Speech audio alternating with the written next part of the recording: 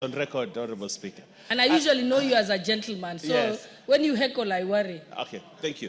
Honorable Speaker, I apologize for that, but Honorable Speaker, I want to say this. I support Honorable Donya to the extent that tea farmers and coffee farmers, all farmers must. I also want to grow coffee and tea in Kilifi, and I want better prices. But Honorable Speaker, the Honorable Donya should not cede the authority of this House to the judiciary by saying that now that it has not been answered here, she says she wants to take it to court.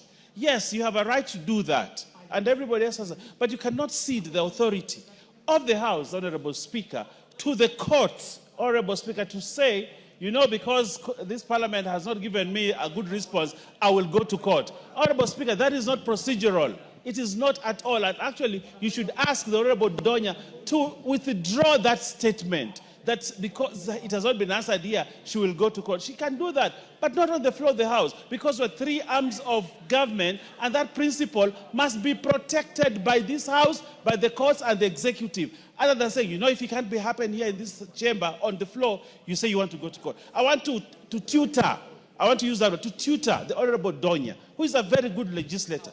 Please do not make Parliament look weak at any one time, Honorable Speaker. Never make Parliament look weak. Don't make Parliament look weak.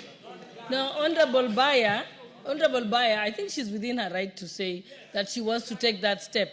She's perfectly within her constitutional rights. But also, I don't think she's making Parliament weak.